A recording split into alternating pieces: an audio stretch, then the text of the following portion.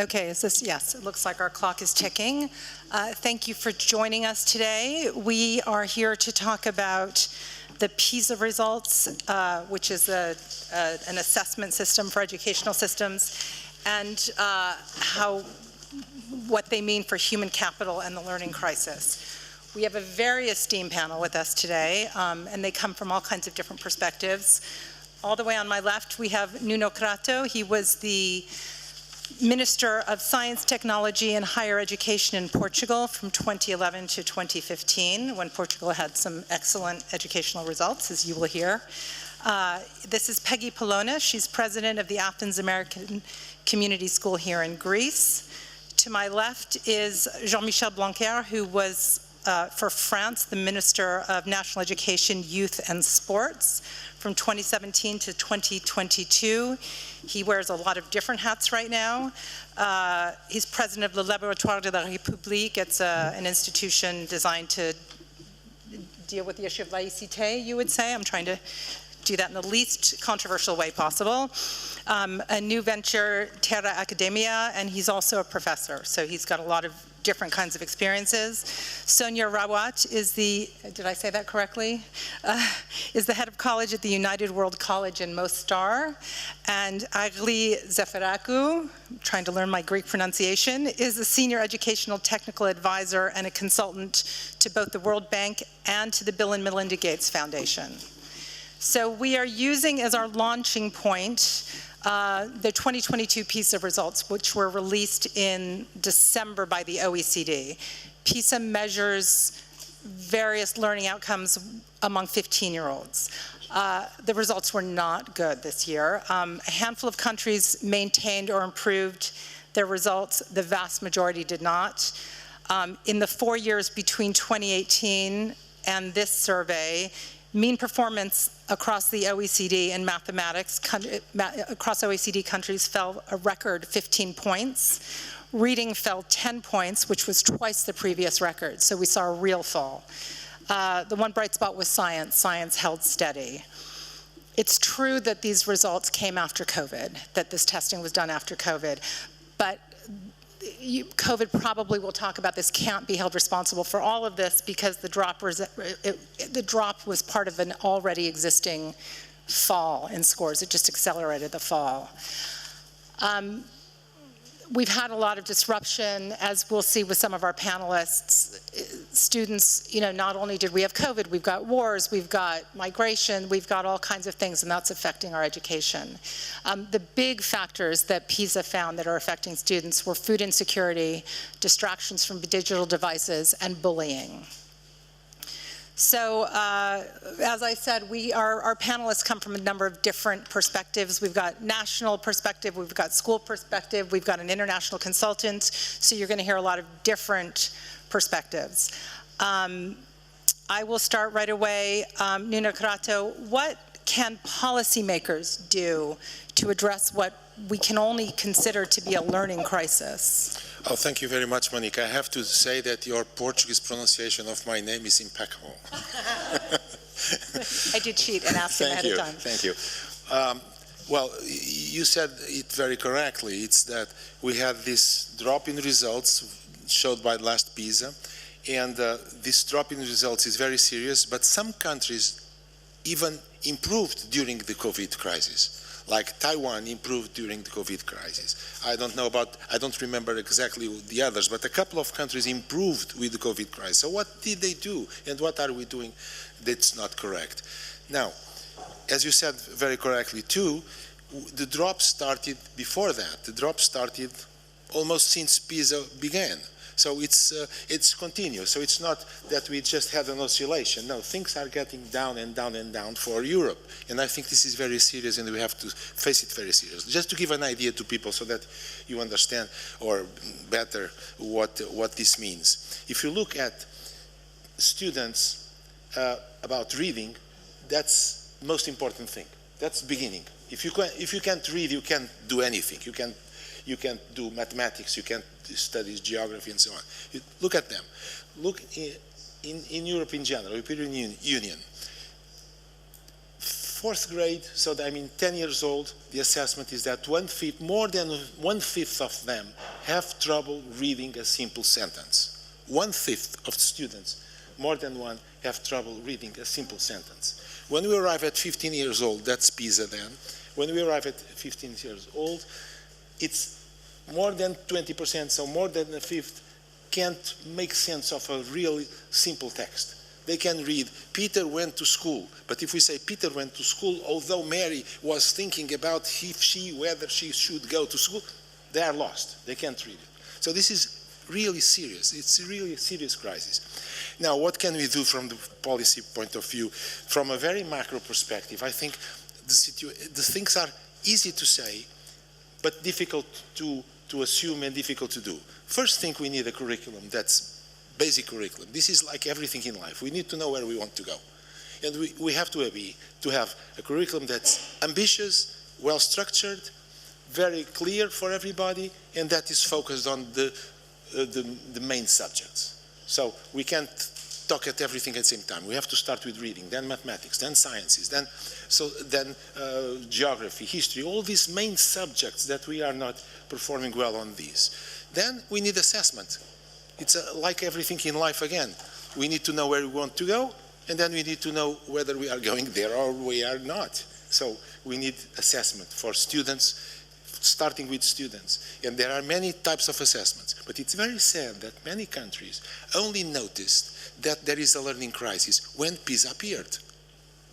When PISA appeared, now people are surprised. Everybody should know it before in order to act. And third, and I put it in third with a purpose. Third is we have to support students who have special needs, special necessities. We have to support them, not occasionally, we have systematically support them. This is a mission of the state, a mission of the school, of the public system. And I think this is simple, but it's so hard to do, because then we have all types of reactions. People say, oh no, we need to study to be more wide, we need to know lots of other things. And of course we need lots of other things, but if we can't read, if we can't do simple calculations, you don't get there. Thank you. I don't know if I exceeded my time or not, but the time is yours. Peggy Polonis, given the challenges that we just heard about, and given that you see this on a school level, what do we need to be doing to adapt the educational system to our students? And what is it that we're doing wrong? Yeah, thank you, Monique. I think I want to start by saying that schools, they're microcosms of the world. And we all need to create an opportunity for all children, first of all, to belong, in order for them to be able to address whether there are learning differences, gaps in education, whatever that might be. So that means that the technological revolution now brought a lot of changes in the world and disruptions. And with the advent of AI, that's becoming even more rapid, and things are changing more quickly, which means that the anxiety among young people to learn is growing, as well as, the WHO says that the mental health disorders right now that are at the highest among young people are anxiety and depression. So first thing, I would say access to education for all. And that means changing our methodologies and the way that we teach, so that we teach the way children learn. And that means addressing even the kids that are learning differently, whether they have difficulties with learning differences, or challenges rather, or whether they learn they're more advanced learners. So I would say access to all education, teaching the way children learn, addressing the mental health crisis. But for all of this to take place, teachers need to be trained. Training for teachers is essential. I agree with my friend here that learning the fundamentals, math and science and reading is very, very important. But we're also saying that kids have to learn higher level skills right now because of the advances in technology. How are they going to do that if we don't provide that opportunity and platform within the schools? And I think that the way to do that is to be able to bridge the fundamentals with real life out there. What's going on out there in the industries? How do we bring in mentors? How to create opportunities for them to really live what they're learning in the schools? And how do we cater to the learning needs of children rather than expecting them to learn the way we've always been teaching, one way? Thank you. Thanks. Jean-Michel Blanquer, I'm going to ask you a double-barreled question. I know you wanted to talk about PEARLS, and so tell us a little bit of that. It's a different assessment system. So I'd like to know what lessons you think we can take away from PEARLS, but also you mentioned earlier to me the importance of individual assessment for students, and how does that dovetail with what Peggy's saying and needing to teach to kids where they are? Can that be done on a national level, or is it just too big a bear to wrestle? Yes, I can start with this point because it's a very important point. First, I thank you for the invitation, and second, I do agree with what has been said just before, so I can go forward through that, thanks to that. It's true that if we want to have a personalized curricula for each child, it's important to know the level of the child at each step during the year and each year. That's why one of the main measures I had to take at the beginning of my responsibilities was to create an evaluation at the beginning of the year for the children of 6 years old, the year they learn to read and write, then 6 months later, then the year after, when they are 7 years old, and then now when they are 8 years old, when they are 11 years old, when they are 13 years old, and when they are 15 years old. So we know, and I think it's unique in the world, and it's very useful for the child, for the teacher, and for the minister, because we know we have an individual vision of each child in French and mathematics, and we have a collective vision of each class, each school, each territory, and the country at all. So that means that we give to the teacher a way to discuss with the parents, which is a very important factor, because at the beginning of the year you can see the parents and say, those are the strengths, those are the weaknesses of your child, so we can share a strategy together to improve. And so it's a tool for the teacher, and it's also something that allows us to have strategies for the training of the teachers.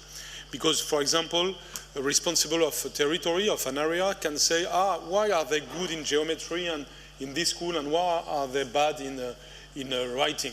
And so he will design the training of the teachers thanks to those evaluations. So this, and in terms of big data, it's very interesting, even for scientists, to say how is evolving the system. And for example, during the COVID crisis, it was very useful for us because we were able to have a picture of a child in September 2019 of 6 years old, then in February 2020, and then in September 2020. So we were able to measure the bad consequences of the COVID at this moment, and also to see that it was not so bad. It was of course down, but not too much. And then we were able to improve again.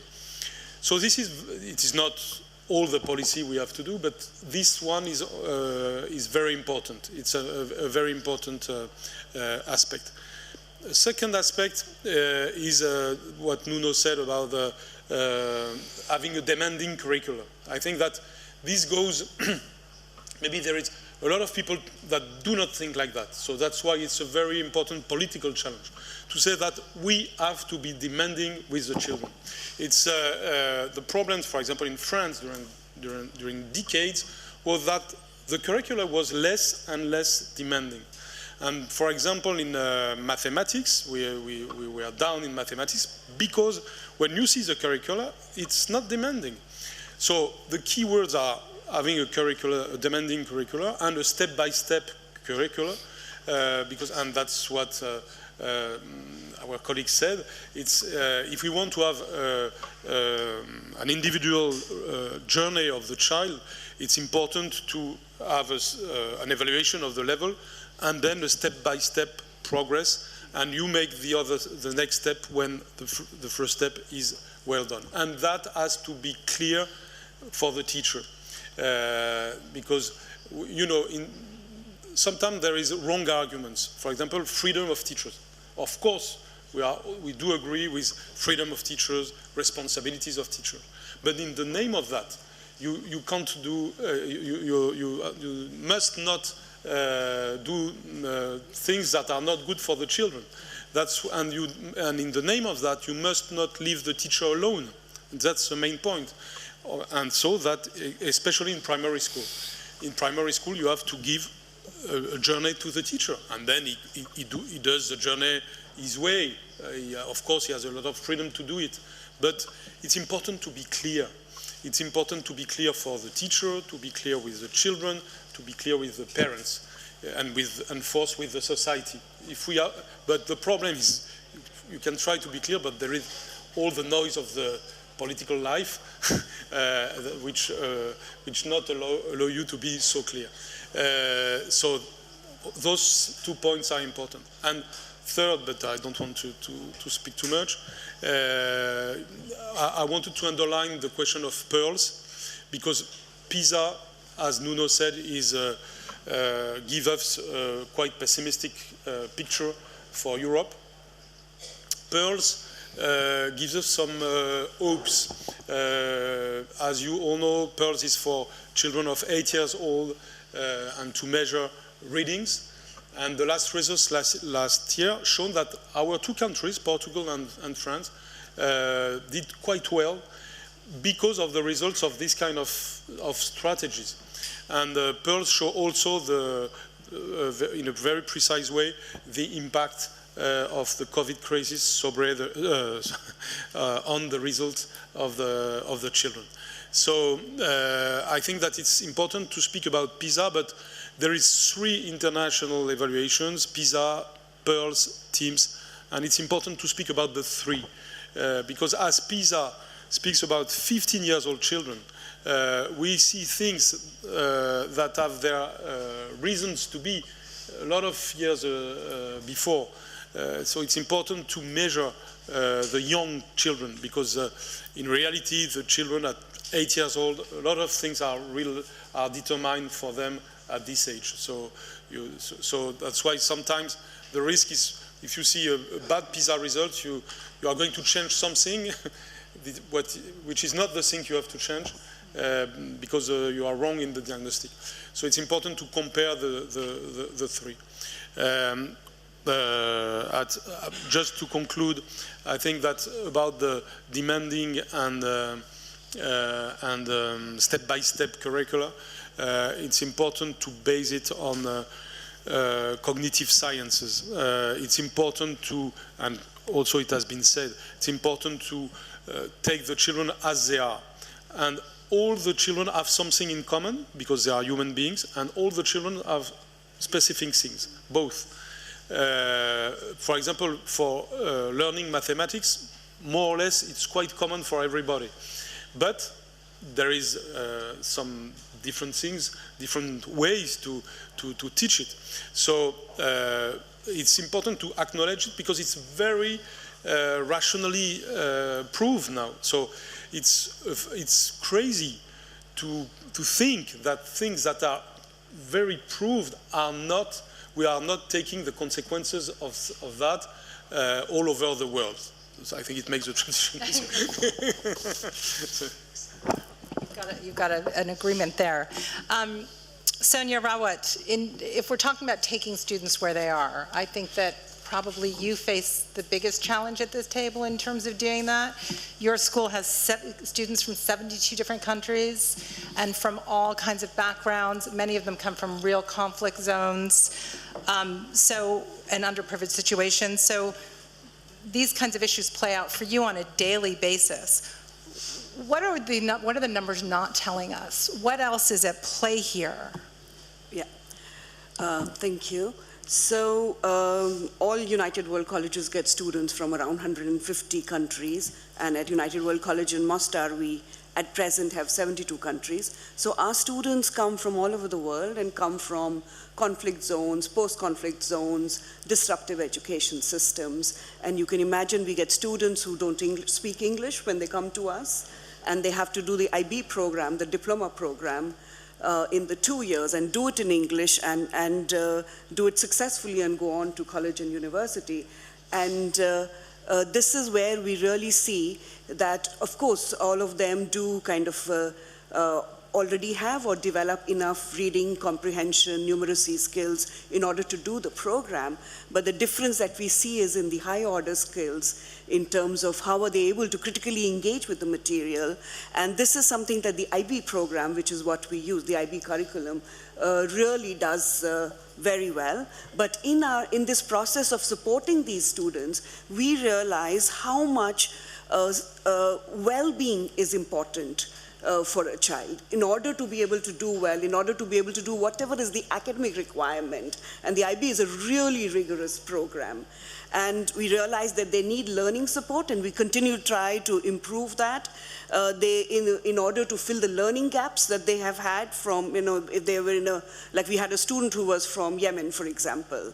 Yeah, so a lot of learning gaps. Learning disabilities, because for many of these students, these learning disabilities have not been identified when they were in their own countries, in their own education systems. Then we realize they need a lot of psychological support because, COVID is not just COVID, there's so much trauma associated with it, and not to talk about, what happens when you're from a conflict zone or from a post-conflict zone. There's generational trauma that is being carried, and of course family support, and this is again something that you and I may be able to give our children in a different way, but then you have families where nobody is educated, nobody has gone to school or college or doesn't understand what this kind of support means. So that is also something that, sometimes if that is not possible, you have to work around making that possible. But if it is not possible, you need to provide that pastoral support as well.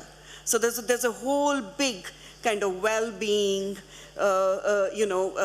program that needs to be created, and I think governments need to commit to some kind of long-term plan where this can be worked on. Thank you. That brings us to Agli Zafaraku, who has a sort of a global policy view on this. So as a consultant with that kind of perspective, what message should policymakers be taking away from the results, from what you're hearing here? How can these concerns be addressed by policymakers? Okay, thank you very much. Of course, first of all, I would like to say that I am so happy that this panel is here, and I would like to thank the Delphi Economic Forum and also the excellent policymakers and the game changers in the country, and also the excellent educators here. It's an honor to be here with you. And as a Greek, I would like to give some global perspective, but of course, zoom into Greece, because in my analysis since 20 years, the finding, the hypothesis that education in Greece is in crisis and policymakers should act yesterday. I mean, we cannot continue like that, and I will explain that. I will take some indicators like human capital and also some from PISA, but I don't want to that we're entering again to the debate, what does it mean PISA, what are the results, etc. All that are indicators. There are just some elements that we are measuring, but they are not saying the whole truth. But there are wake-up clock, yes. So especially for the policymakers. So we cannot, in this country, in Greece, since 20 years, for 15 years we were denying, we are closing the eyes, especially the policymakers of all governments, and finally we decided to have our own PISA last year that shows exactly the same results, similar as the PISA of OECD. So let's start with the human capital. Of course, it's an economist term, but we should not be afraid. We measure two elements there, how, as I have in my notes, the human capital index that was developed by the World Bank measures the contribution of health and education to develop a child, and we measure that until the age of 18 years old. So now let's do a zoom in to Greece. So in Greece, a child who attends schools 13 and a half years, considering the pre-primary, the kindergarten, if we are just in learning with school years, in reality, Greek children, they are at the level of 10 years of education, not 13. So we send children for 13 years and a half, but the level is of 10 years. Okay, so there is a human capital issue, and in these international comparative documents of the World Bank or others, you will see that Greece is low. But Greece can go up if governments, policymakers decide to address the learning issue, because this is the indicator that pressing down the country.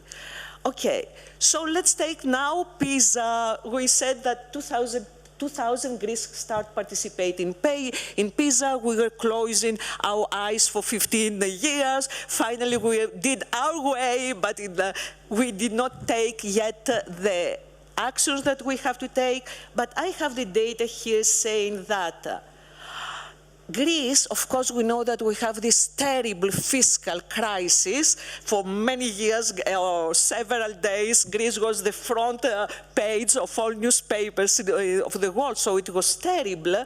So Greece, from 2012 until 2022, we lost 20 points of learning according to PISA. And again, this is not the evangel, this is not the holy grail or whatever, the absolute truth, but it's an indicator.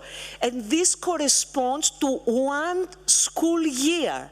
So Greek children from 2012 until 2022, they lost in reality one full school year of learning.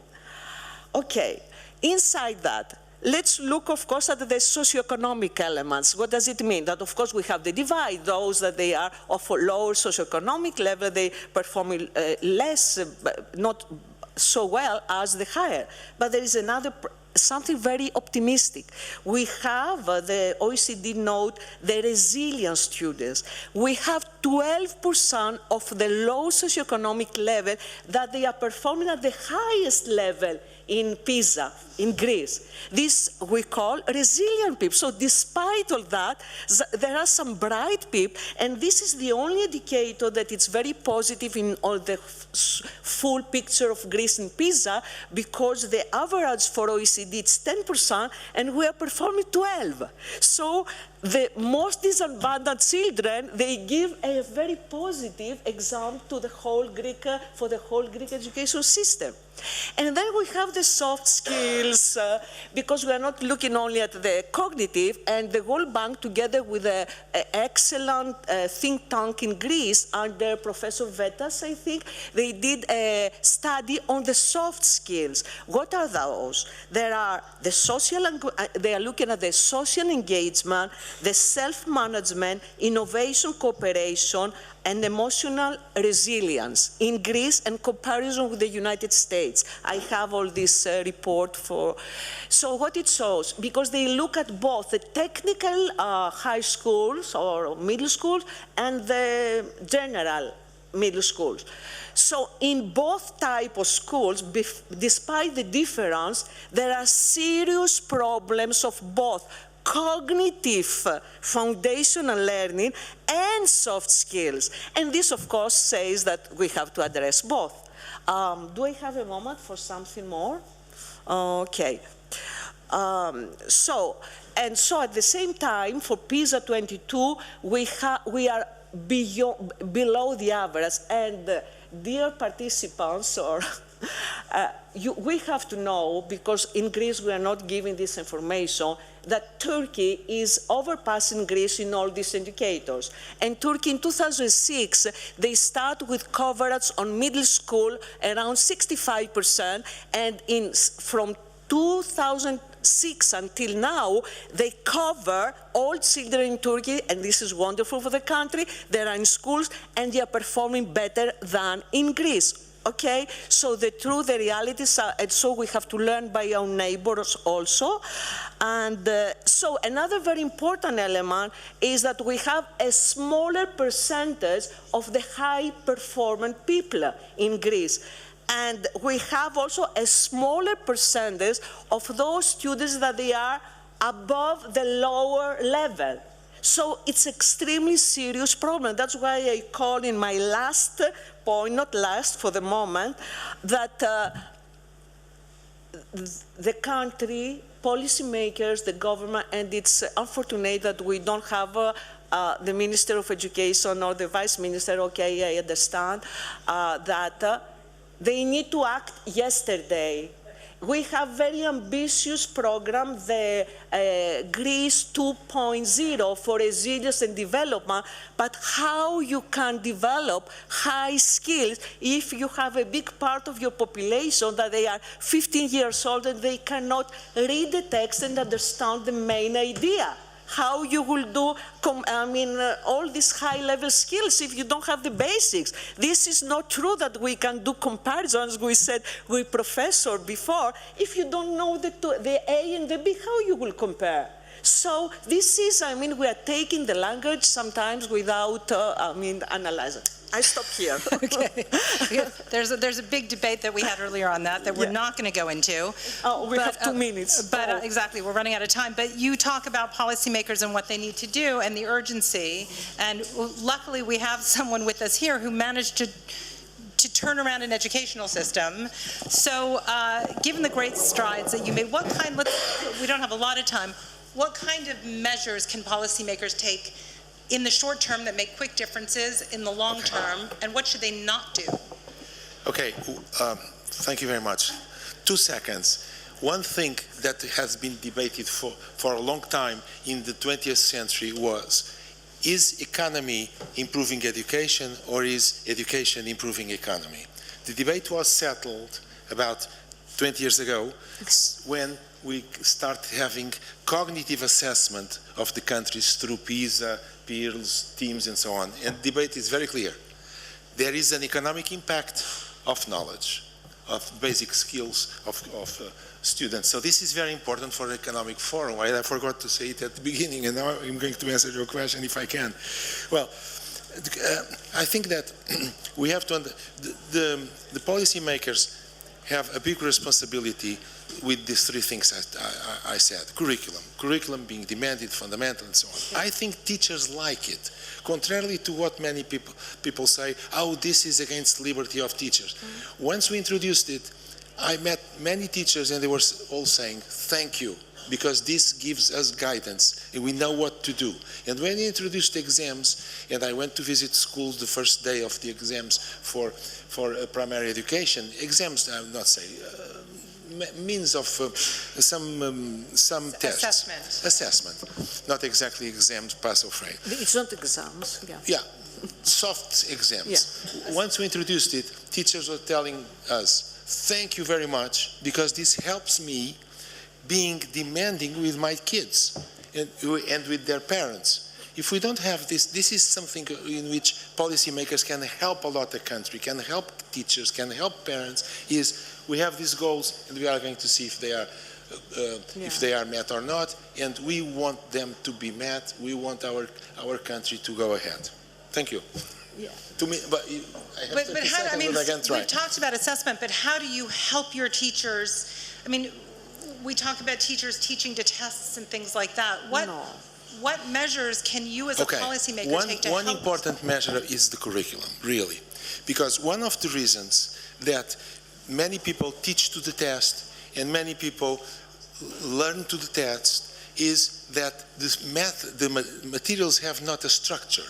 When things have a structure, when things fit in each other, and the textbooks, the curriculum, everything is progressive, knowledge after knowledge, where things are related. We talk about geography, but then we talk about wars, then we talk about history, and then we fit. Where was Rome? What was this? What was that? And the knowledge fits, and it's not simply facts.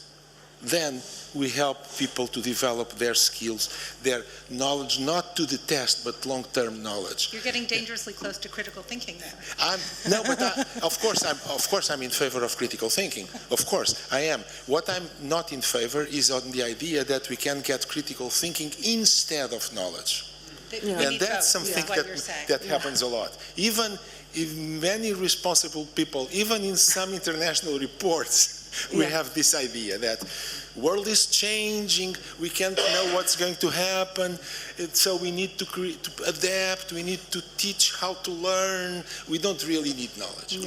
And this is very dangerous because, Sorry, I didn't mean to cut you off. No, please. I'm going to go to Peggy quickly. We're out of time and Peggy, you're somebody who has to deal with assessments and the numbers and the hard facts and the whole student. So can you try and bridge that gap for us? What I want to say in 2 words, I mean, I agree that the fundamentals are necessary, but I believe we must be student-centered. If we don't understand where children are coming from, we can't teach children. We teach them and expect them to rise to our expectations. We have to understand each individual needs and where kids are coming from to be able to adopt our methodologies. Yes, the world is unknown out there. We don't know what to expect in the market tomorrow. Technology is advancing quickly. A lot of stressors out there and children and trying to navigate this world in addition to the challenges that they have. What I hope we're not doing is killing their creativity, number one, and number two, killing their hope. We want them to be hopeful about the future. We want them to have a vision of success and a good life. And I think that the way to do that is connected, first of all, to a kind of community service that allows them to make an impact locally that contributes to a broader picture, so that they know they come from a place of strong belonging, and from there anybody can learn if our methodologies are catered to that. Thank you so much. There's a lot to unpack here, and we couldn't do it all in 40 minutes, but thank you for joining us, and hopefully we sparked We some have good- 3 more minutes. Just take. See that 0-0? Never mind. No?